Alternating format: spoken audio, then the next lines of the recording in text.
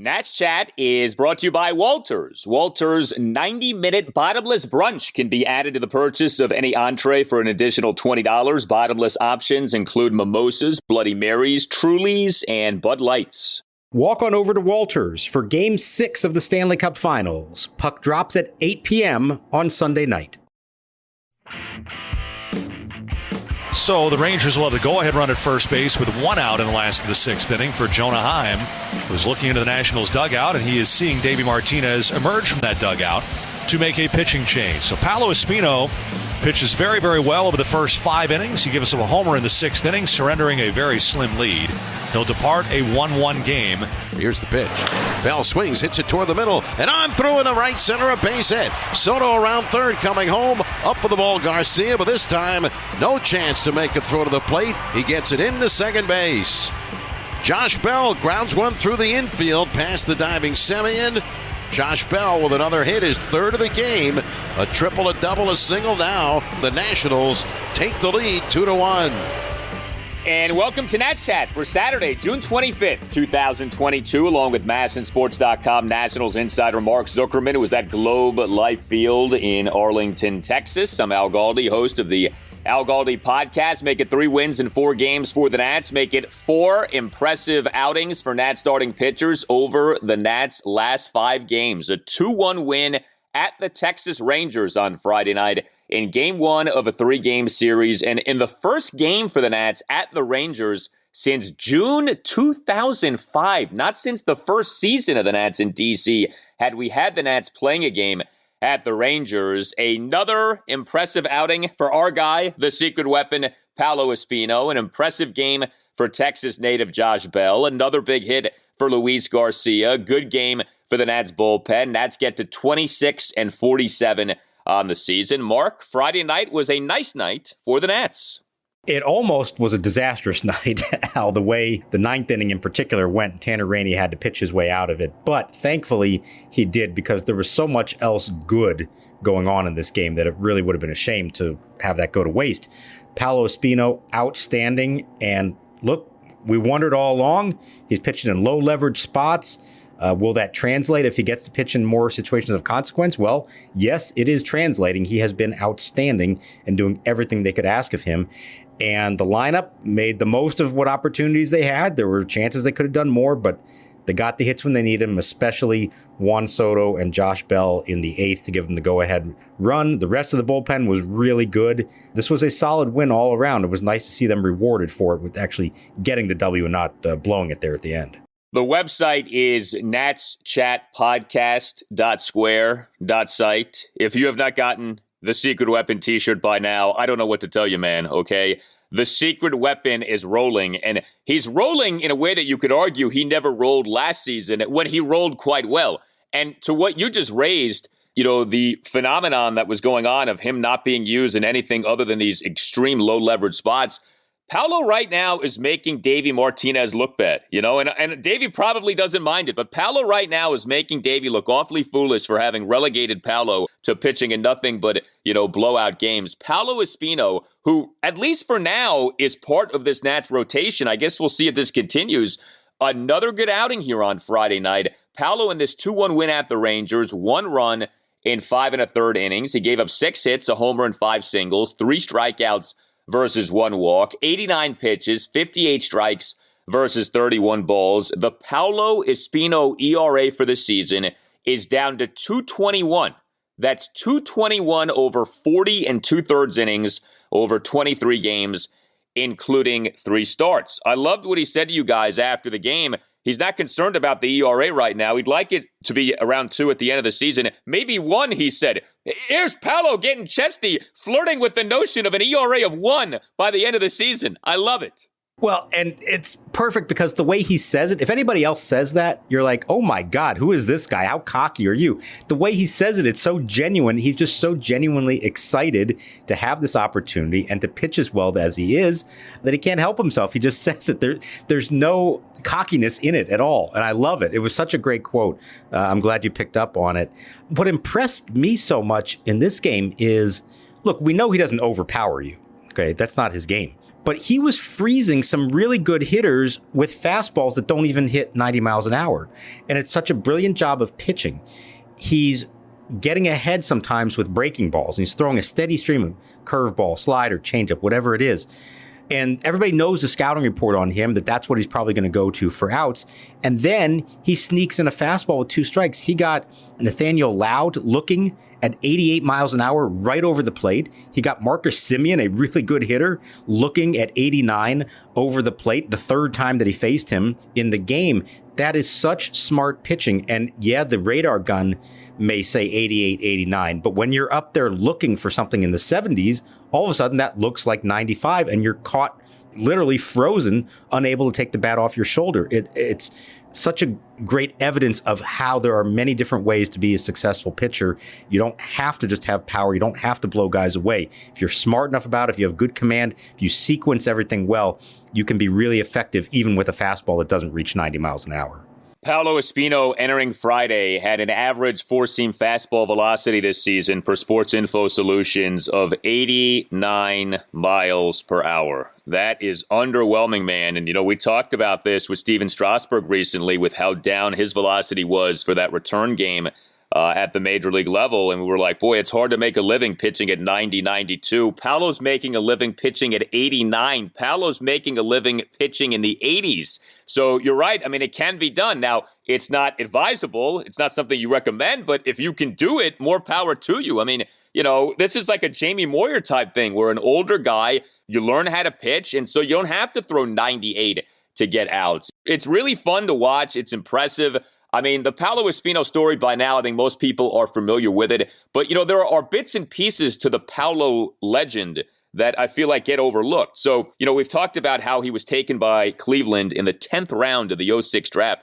Do you know he was signed by the Nats to a minor league contract in 2014? I feel like that gets overlooked. This latest go-round for him with the Nats, which started in 2019, and then his first season was 2020, he was with the organization in 2014. He has bounced all over the place in his career. And so the fact that he is so humble and like he can talk about having a 1 ERA in that sort of happy-go-lucky way, you understand it. This is such a unique baseball story, this Paolo Espino story. It's one of the reasons why we've really taken to him on this podcast. He's being rewarded for perseverance in a way that very few guys are able to do. I mean, look, you spend that much time bouncing around the minor league, going from organization to organization. You spend most of your seasons at AAA, never get the call up. And, I've talked to him about it. Like, there are times that you're thinking it may never happen. And he just never gave up on it.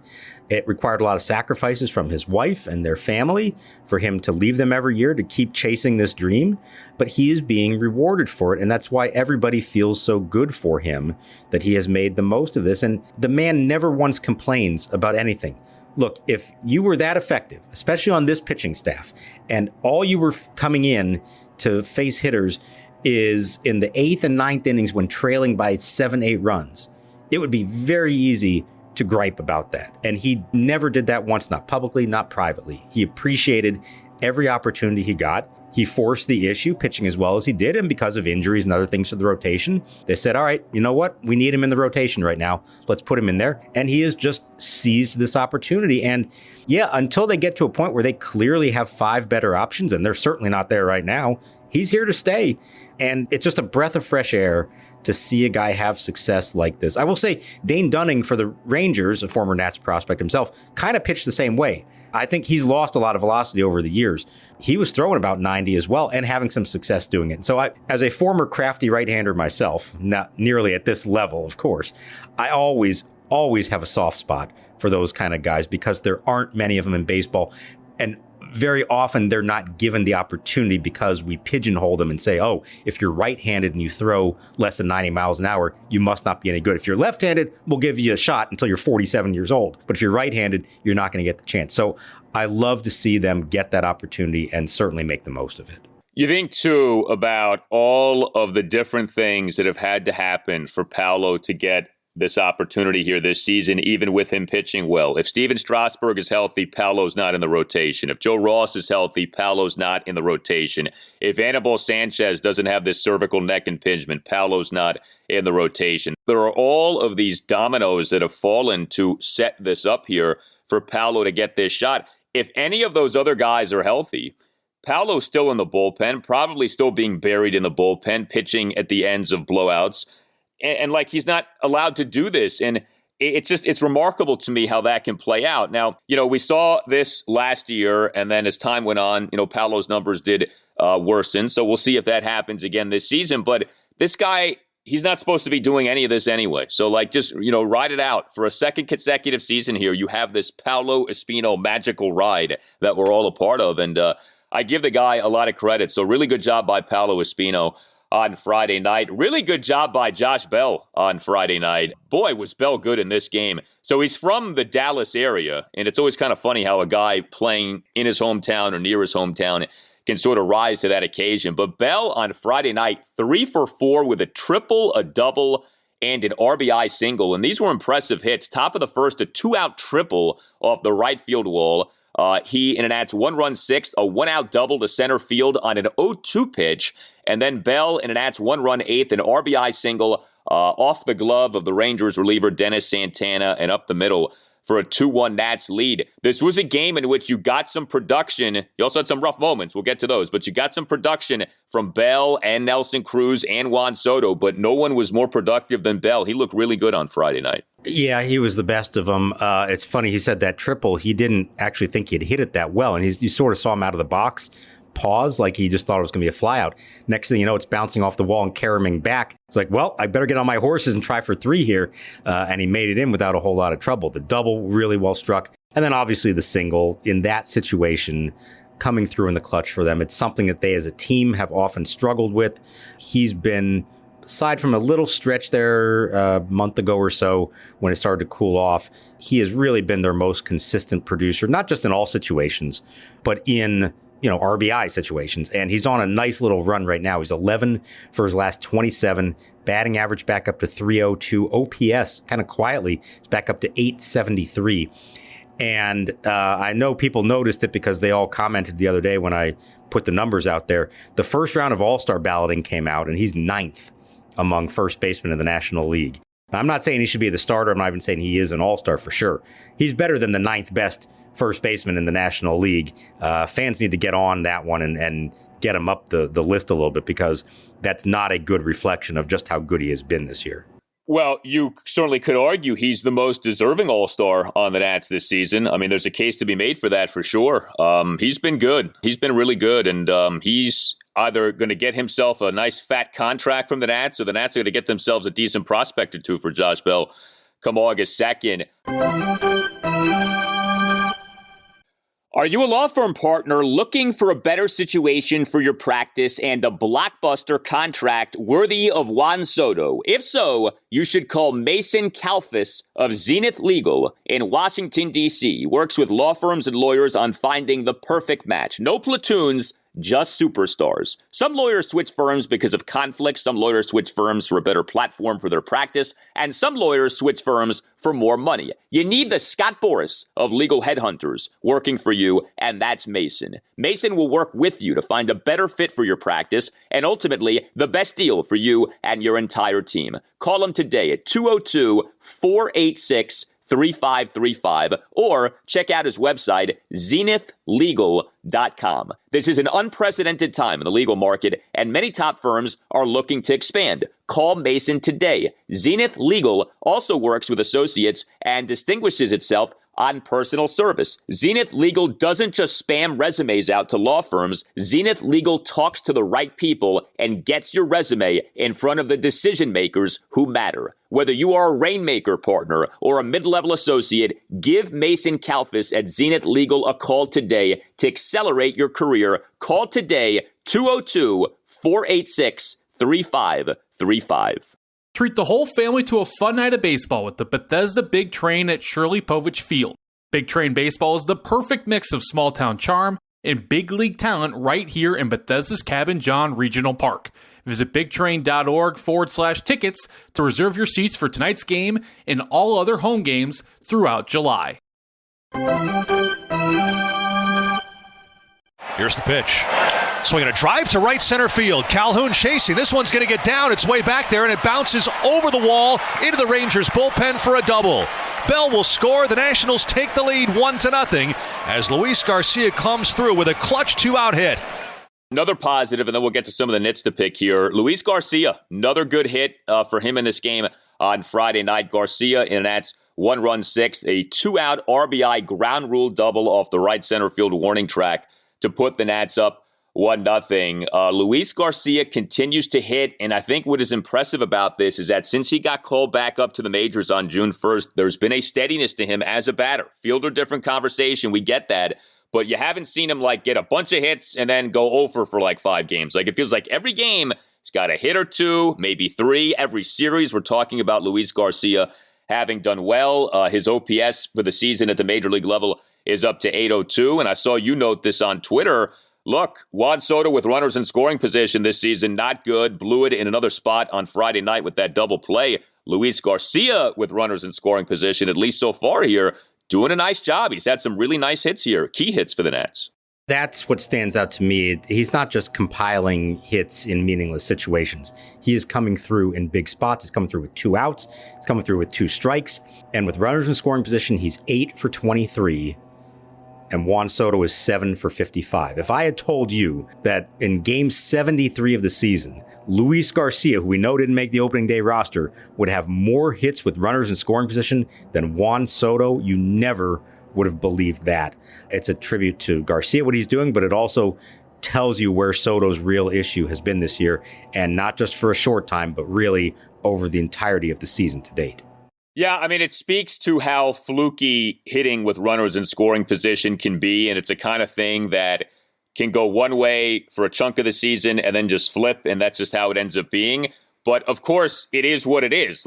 You have the reality of Garcia in big spots has been good. Soto in big spots has not been good, and it's been very encouraging to see Luis Garcia hit as he has hit. It's funny with the Nats, they're still not hitting homers, but they are getting a lot of doubles. The extra base hits are starting to pile up here. And, of course, we had a triple on Friday night from Josh Bell. His second triple of the season, by the way. Remember, he had that stand-up triple not long ago. But the Nats are getting some extra base hits, so it's nice to see that here. The bats are picking up, at least in that regard. All right, so a few nits to pick from this game. So, first of all, one of the guys who hit a double on Friday night was Nelson Cruz. He went 1 for 4 with a double, had a couple of strikeouts. Top of the 4th, a leadoff double to left field. But he got thrown out at home. He got thrown out at home by a mile. Cruz off second, trying to distract the pitcher. The 1-2. Swinging a shot into right center field. That's a base hit between Seager and Simeon. Cruz, a late break, is trying to score. Garcia comes up firing on the fly, and Cruz is out by a lot. This happened for the second out of the inning. Went down on a Keibert Ruiz 1-out single into right center field. We have talked about this. The Nats have had this annoying penchant of guys getting thrown out at home plate this season. This is now 11 times that a Nats base runner in this 2022 season has been thrown out at home plate, and it feels like more often than not, the guy is out by quite a bit, and Nelson Cruz was out by quite a bit in this moment. What was said about what happened on this play after the game? Davey Martinez, I'm just sharing with you what he said. He called it a, quote, great send by DiSarcina. His rationale was that the location of where the ball was hit, the center fielder, Adolis Garcia, had a long way to go to get to it. And, that may be true. Garcia's also got a really good arm, but more than anything, the issue I had with it, and I was watching from the rooftop essentially here at this ballpark, which, just go off on a quick tangent. We always talk about Nats Park having the highest press box in the majors. I found the new highest one in the majors here at Globe Life Field. We are way up high here. But that did allow me to have a very nice wide-angle view of this play. And the problem with it was, and it's not even his fault necessarily, but the problem is that Nelson Cruz froze on contact, waiting to see if the ball was going to fall in for a hit or not. Once he realized it would, he took off. By the time he got to third base, I'm thinking there's no reason to send him. He's not going to score.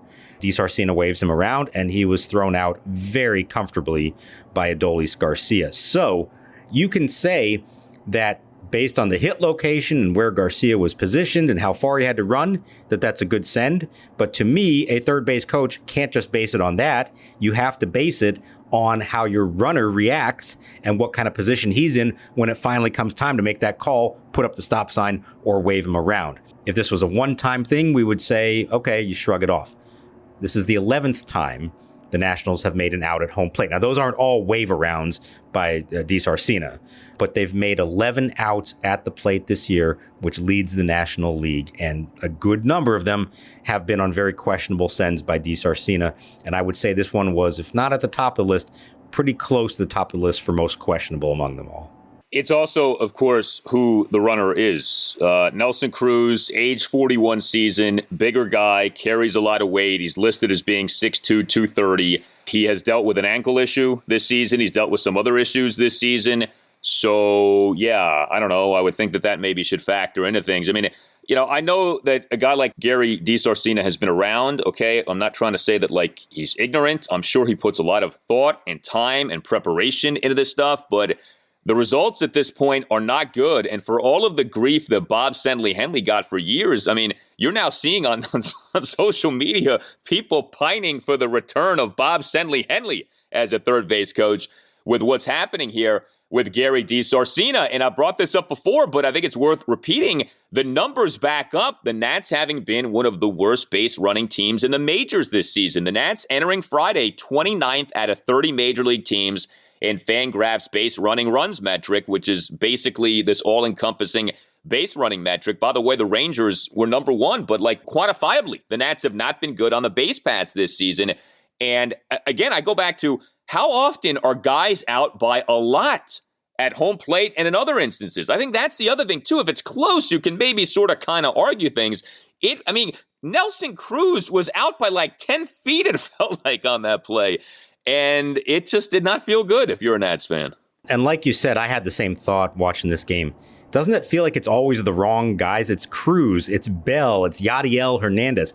It's not Victor Robles, although I guess maybe because he's not on base that much to begin with. But it's not Cesar Hernandez or even Luis Garcia, even Soto that much.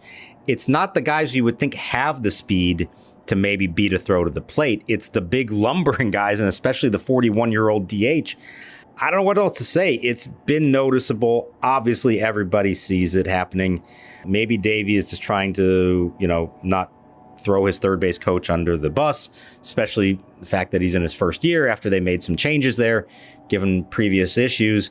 But it's been tough to watch. And I think the unfortunate thing is it's not getting better. It's like if this had gone on early in the year and you're starting to see some adjustments to it, you could live with it. But we're seeing the same thing. It's also, you can have a lot of runners thrown out at the plate, but if you're also scoring a lot of runners being waved around, you say, okay, then, kind of balances out. But they're not doing that either. I don't feel like we've had a lot of times ooh, that was an aggressive send. Oh, and it worked. It happens every once in a while, but there've been way more, ooh, I don't know about that. Yeah, he's out by a mile than the opposite. And it's a problem. It's a problem. Something needs to improve there. It probably involves a lot of different things. Involves the base runners actually reading the ball better. Involves DiSarcina having a better sense of when to send and when not to send. Davey talks about defensively, we can't keep giving teams extra outs. You can't keep giving teams extra outs on the bases either. Who knows what would have happened in that inning, but there was a ground out to second was the play after that. If he's on second base, maybe there's a chance he scores because only one out. We'll never know. Give your team the best chance to score runs and don't just give away outs like that on the bases. Yeah, and that's the thing. The Nats have been a disappointing team offensively. The Nats are a bad team in terms of pitching. The Nats are a bad team with defense, and the Nats are a bad team with base running. There's no wonder that the Nats have the second worst record in the National League and the worst run differential in the majors. But at least defense and base running, you feel like, are things that you can control. So if you're bad in other areas, defense and base running can make up for those deficiencies. The Nats are deficient in defense and base running, and so that makes things all the worse. It's something that's got to get fixed. One more thing, though. So the Nats, they made all these changes to the coaching staff, right? So DiSarcina, is that a Davey Martinez hire? Is that a Mike Rizzo hire? If it ends up that DiSarcina as a third base coach doesn't work out, whose fault is that? I think it's a combination. I think those moves were made by both of them working in unison on it. They did want somebody with prior experience there, which he had with the Mets. They also, let's remember, that's not his only job. He's also there, along with Tim Bogar, their infield coaches. That was something that they wanted to get better at. He spends a lot of time working with Luis Garcia and others out there. You can decide if you think that the results have merited it or not. But the two big things that they did in adjusting the coaching staff, I thought, over the winter was, at least the plan going into it, was get an experienced third base coach and get someone else who can coach outfielders and base running. And that's Eric Young Jr., who is the first base coach. So we talk about base running. That's also his responsibility, not the wave arounds, but the teaching guys how to read off the bat and get good leads and jumps and all that kind of stuff, in addition to coaching the outfielders. So it hasn't been good. There's no way around that. When you have a team this bad, there are a lot of reasons for it. It's on the players. It's also on the coaches at times. Yeah, I mean, if your duties are base running and infield defense, that's not a great resume, at least so far this season, but we'll see. Nats bullpen on Friday night. Overall results ended up being really good. 3 relievers combined for 3 2/3 scoreless innings. We saw the Nats A bullpen on display. Carl Edwards Jr., Kyle Finnegan, and Tanner Rainey. Edwards Jr. getting the job done again. 1 2/3 scoreless innings. His ERA for the season down to 2.63. Kyle Finnegan, I thought, looked really good. Scoreless bottom of the 8th, 2 strikeouts. He was throwing some flames out there, man. That sinker, at least if you go by the data on MLB.com, topped out at 99 miles per hour. It was great to see that. And then we had the adventures of Tanner Rainey in the bottom of the 9th inning. So ultimately a scoreless bottom of the 9th, but he issued a 1-out walk. He then gave up a 1-out single. This is a few weeks now where Rainey is not quite right. You know, the results aren't always bad, but the process gives you agita watching him. Like, he'll put guys on base, and it doesn't seem great right now with Rainey. But ultimately, the bullpen did get the job done. So there's such a pattern here that you see with Rainey. When it goes bad, it almost always includes the following: a walk of a guy near the bottom of the lineup that gets the rally started. That's exactly what happened here. He walks the number 8 hitter, who's a pinch hitter in this case, with 1 out. Davey set it up so that Finnegan was facing the heart of the lineup in the 8th, and in theory, Rainey should just get 7, 8, 9 in the 9th and be done with it. And instead, you walk the 8 hitter, then a single to the 9 hitter, and now you're in trouble. Now you got to face the top of the lineup. Now, again, he did it. He got 2 pretty good hitters, Marcus Semien and Corey Seager. But here's the difference, and here's what I think troubles me the most right now about Rainey and why I really like Finnegan so much, what he's done this year. Forget what the numbers are. Let's just look at how they get their outs. Rainey is getting outs on contact. You could look at him and say, oh boy, he's got great stuff. He is not getting good hitters out with strikeouts. Finnegan, on the other hand, is getting outs with strikeouts. He blew away Adolis Garcia 99 miles an hour for the first strikeout of the inning. And then with the tying run in scoring position after the single and a stolen base, I loved this sequence to Jonah Heim. He goes 97 up in the zone for strike 1, then a splitter, the first one he threw the entire inning, down in the zone for strike 2, and then painted the corner with 97 and back to the fastball for strike 3. You don't see Rainey doing that. He may have good stuff, but it seems like when he gets outs, it's from contact and not from strikeouts. And Finnegan is blowing away middle of the order hitters. And that's why right now I like him better than Rainey. Yeah, it's tough because each guy can look bad. And neither guy is so consistently great to where you feel great about the guy. But each guy has so much talent that you want to see more. And obviously on this team, it's like the beggar can't be the chooser. So you can't just be like, well, forget him. Like, no, you can't forget him because you don't have many people to be going at here right now. But, with Rainey, I think what really is troublesome are the walks. He's averaging 3.5 walks per 9 innings. That's not what you are supposed to get from your closer. Your closer is supposed to come in, throw gas, get strikeouts, and get out. And the last thing you want from an ace reliever is a guy who walks a lot of people.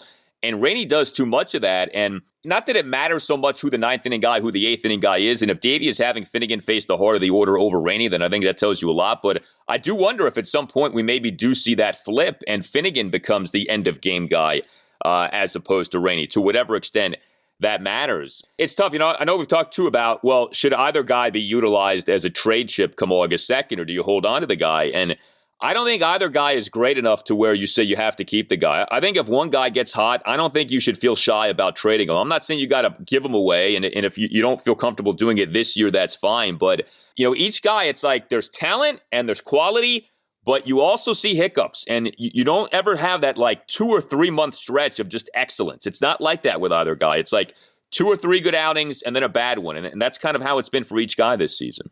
Yeah, I think if things continue the way they've gone and you have, your good moments, but a couple shaky ones as well, I think you listen to offers and you see what is being put out there for them. And if it's something that you say, boy, this is something that can actually help us, these are some pretty good chips for us, then yeah, I think you do have to be open to those moves. But you don't have to make the moves. Whereas, I hate to say it, but Josh Bell and Nelson Cruz, barring a contract extension, which doesn't seem like it's really in the works in Bell's case, I think that's kind of like you take the best offer you get for those guys because there's not a lot of reason to hang on to them as they are set to become free agents. In the cases of Finnegan and Rainey, they have value to you over several more years, but that also maybe makes them more valuable to prospective teams that might acquire them. So you listen. And if it's something that you deem is worth it, then you make the move. If not, no pressure. You don't have to do it. You can always hang on to them. Look again in the offseason. Look again next year at the trade deadline. I don't think that's the wrong approach to take if things continue the way they have been. It's like a stock with Finnegan and Rainey. When the stock soars, that's when you trade them.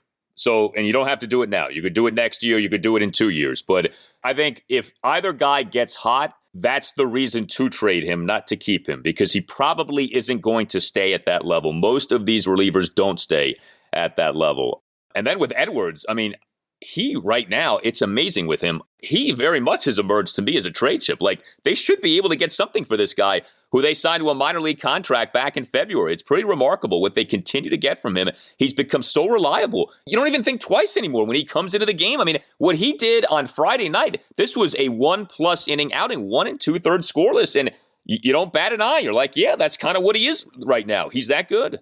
Yeah, it's the fact that he's giving them multiple innings on a regular basis and being effective doing it, I think, is very impressive. It was 25 pitches to get 5 outs. Now, again, as we mentioned the other day, turns out they do have control of him for 1 more year. So that adds to potentially to his value. If you are another team wanting to acquire him, you're not just getting him for 2 months. You might get him for another season. So we'll see. I'm really interested to see what are the offers for pitchers like this. Some years, there's a whole lot of demand. You get a team like the Nationals were in 2019 that have everything else, but they desperately need relievers having good seasons. You can get something for them. If, on the other hand, there isn't that much of a market for it, or if there are a lot of relievers available, there may be too many of them, and maybe you don't get a lot. So I'm really curious to see what, if anything, Mike Rizzo can get from other clubs for any of these guys, or maybe even more than one of them.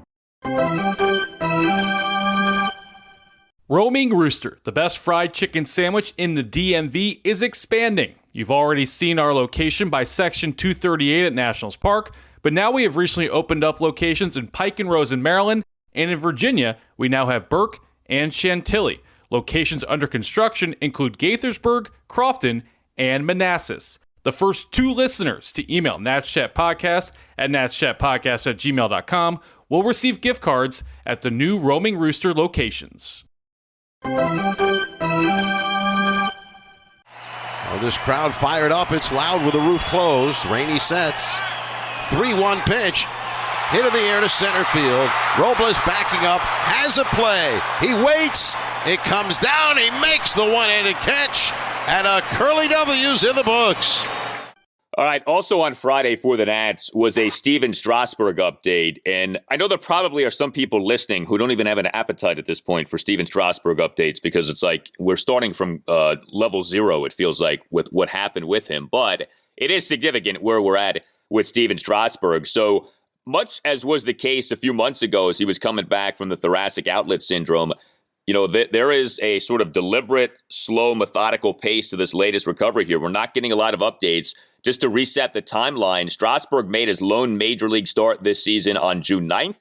He went back on an injured list, this being the 15-day injured list, on June 14th, retroactive to June 11th with a stress reaction to the ribs. And we didn't really get a true significant update on where he's at until Friday, which was June 24th. But I know that Mike Rizzo spoke to you. Where are we right now with Stephen Strasburg? There's not a lot there, unfortunately, but I think the reason that basically Rizzo is saying that they have not finalized a course of action here, is that they know he really can't do anything for a little while anyways. He's got to let the stress reaction in the ribs heal before he can even attempt to do anything.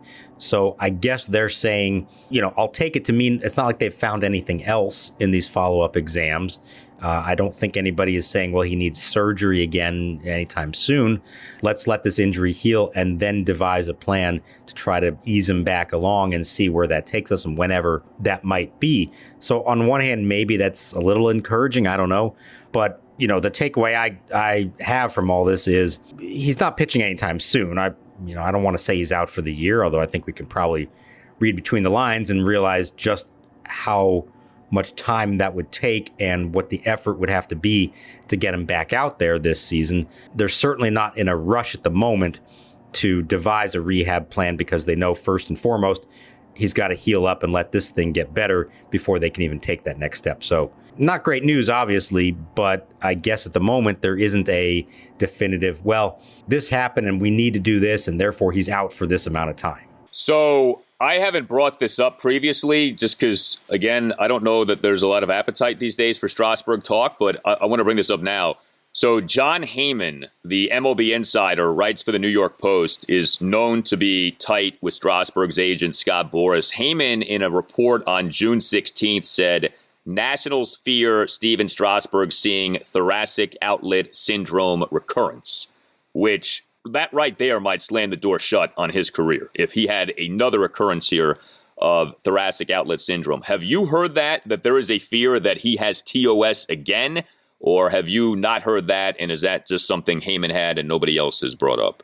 Well, so here's the only thing with it, and I don't know enough about how this particular injury works, but my sense is that it's not necessarily that it's not like, oh, well, he tore his ligament again, so we have to go through that surgery again.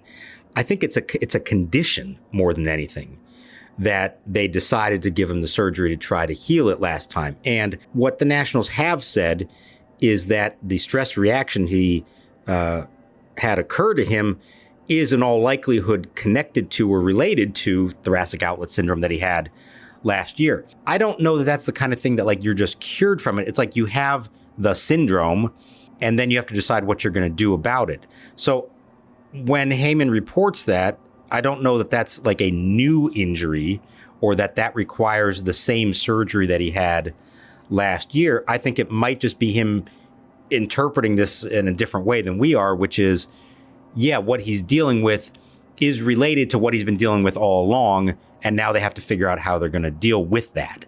But it's a complicated thing. As we've talked about, this is not the same kind of clear-cut Tommy John issue or torn ACL or even, labrum rotator cuff.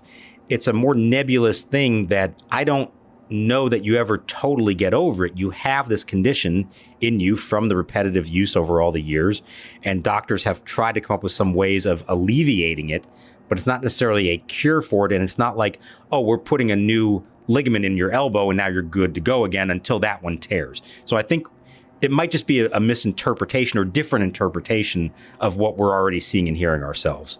Yeah, it's just when Heyman has something on someone like Strasburg, I always say to myself, that's probably coming from Boras. And so if Strasburg's agent is giving that to Heyman, then you're like, well, if Boras is saying that, then Boras, you would think Boras would know what's going on, right? So, you just wonder on something like that. So we'll see. But bottom line, don't expect Stephen Strasburg to be pitching for the Nats anytime soon. I mean, it's terrible that this is where we're at, but this is where we're at. The other thing from Rizzo is that we got some updates on some of the Nats' top prospects. There are some injuries right now, and it's tricky with minor leaguers because you don't always know exactly what's going on with guys from injury standpoints. Brady House wasn't in the lineup for a while. We were getting questions on him. There were no updates, so we didn't know why he wasn't playing. Cole Henry, same thing. Now we have a better sense on what's happening here. Cole Henry, Brady House, and also Cade Cavalli. And it sounds like nothing serious for any of these guys. Yeah, that's what the word is from Mike Rizzo.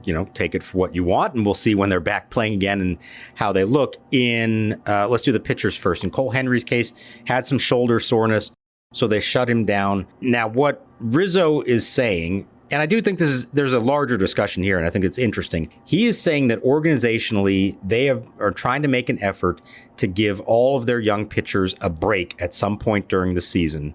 The idea being they know they're only good for X number of starts, X number of innings.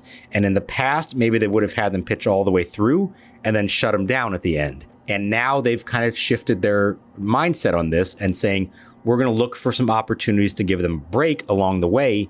The idea being that we can then bring them back and they can actually finish the season all the way through September.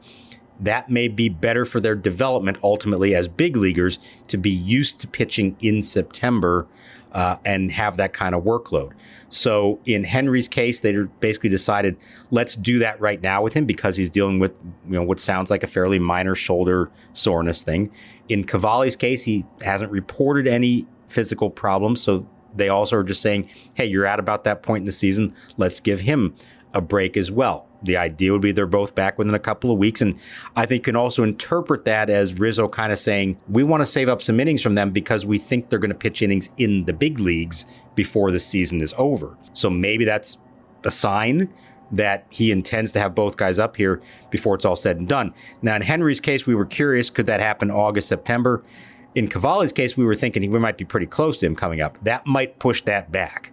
If they're shutting him down for a little bit right now, then I don't think he's on the verge of being called up. So maybe we are looking later in the summer before that happens. But, I sort of interpreted it as, we know they only have X number of innings this year. We want to make sure they have enough left when the time comes to call them up. So maybe that's in some ways, a good sign. Brady House had back stiffness. Didn't sound like there's anything serious, but they said, you know what? Take a break too. You're in your first professional season.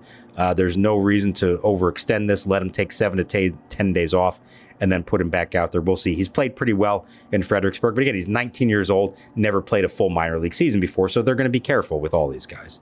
Yeah, so obviously the pitcher situations bring you back to 2012 with Stephen Strasburg, and the whole thing about the shutdown ruining the Nats in 12 has always been overrated. We've talked about that. Strasburg was struggling as the year went on, and the guy who replaced him ended up giving the Nats their only quality start in that series against St. Louis, Ross Detweiler. But I think a valid criticism of the Nats that year could be, well, you could have just started Stephen Strasburg's season later if you were that concerned about having to shut him down. Remember, the Nats did go into that season with visions of contending. Davey Johnson famously in spring training talked about, I forget how he said it, but it was like, we're the team to beat, or we're going to win the National League East, or whatever it was that he said. So you could have started Strasburg's season later in order to have had him for later in that season. And maybe that is a takeaway that Mike Rizzo has from that year of, hey, it's okay to give a guy a break or start a guy's season later so that you have him later in the season. So, I think that is a reasonable approach to have right there. You tell us what you think. You can hit us up on Twitter at @Nats_chat. You can email the podcast, natschatpodcast@gmail.com. Don't forget to subscribe to the Nats Chat Podcast if you don't already do that. And if you're listening to the Nats Chat Podcast on Apple Podcasts or on Spotify, please give the podcast a 5-star rating. Those are always very much appreciated, and they help to make the podcast successful. All Nationals radio highlights on Nats Chat are courtesy of 106.7 The Fan. For Mark Zuckerman, I'm Al Galdi. We'll talk to you next time on the Nats Chat Podcast. We continue to welcome your memories, your tributes to Ryan Zimmerman, and we leave you with this voice memo now from Derek in Springfield, Virginia, on employee number 11. I would go with Father's Day, the walk-off against the Yankees. By far, be it. The Yankee fans were obnoxious as hell that whole game. And one loud crack of the bat, and it died down. It was the best memory I've had besides winning the World Series.